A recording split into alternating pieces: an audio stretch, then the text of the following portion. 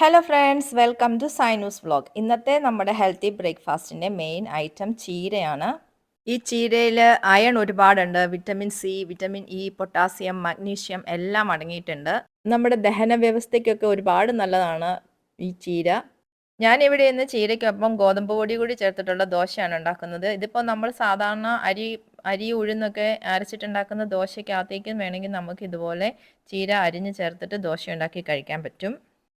വെള്ളം ഒഴിക്കുന്നതിന് മുമ്പ് ഞാൻ ഈ ചീരയും ഉള്ളിയും പച്ചമുളകും ഈ ഗോതമ്പ് പൊടിയും ചേർത്ത് നന്നായിട്ടൊന്ന് മിക്സ് ചെയ്ത് കൊടുക്കുന്നുണ്ട്. ഇങ്ങനെ ചെയ്യുമ്പോഴേക്കും ഉണ്ടാക്കുന്ന ദോശയ്ക്ക് അല്ല നമ്മൾ സാധാരണ വെറുതെ വെള്ളം മാത്രം ഒഴിച്ച് ഇളക്കി ഉണ്ടാക്കുന്നതിനേക്കഴിഞ്ഞും ടേസ്റ്റ് കൂടുതലാണ്.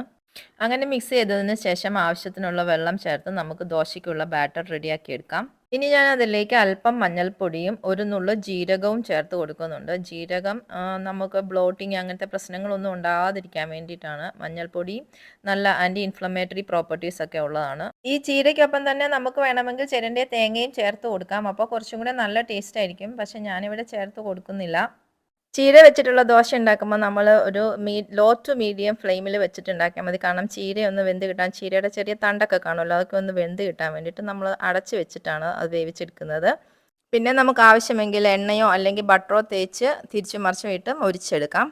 പിന്നെ എന്തും അധികമായാൽ നല്ലതല്ല എന്ന് പറയുന്നത് പോലെയാണ് ഈ ചീരയുടെ കാര്യവും. ചീര ഒരുപാട് നല്ലതാണ്, എന്നാൽ ഇതിനകത്ത് ഒരുപാട് ഓക്സലേറ്റ് ഒക്കെ അടങ്ങിയിട്ടുള്ളത് കൊണ്ട് നമ്മൾ കൂടുതലായിട്ട് കഴിച്ചിട്ടുണ്ടെങ്കിൽ സ്റ്റോൺസ് വരാനുള്ള ചാൻസ് ഉണ്ട്. പിന്നെ ഇതിനകത്ത് ഹൈ പൊട്ടാസ്യം ഉള്ളത് കൊണ്ട് തന്നെ കിഡ്നി സംബന്ധമായിട്ട് എന്തെങ്കിലും പ്രശ്നമുള്ളവരും ചീര ഒരുപാട് കഴിക്കാതിരിക്കുന്നതാണ് നല്ലത്. പിന്നെ നമ്മൾ മലയാളികൾക്ക് അല്പം എരിവും പുളിയുമുള്ള ഭക്ഷണമാണല്ലോ ഇഷ്ടം. അതുകൊണ്ട് തന്നെ ഞാൻ ഇതിൻ്റെ കൂടെ കഴിക്കാനായിട്ട് ഡിപ്പായിട്ട് എടുത്തിരിക്കുന്നത് സ്പൈസ്ഡ് കേർഡാണ്.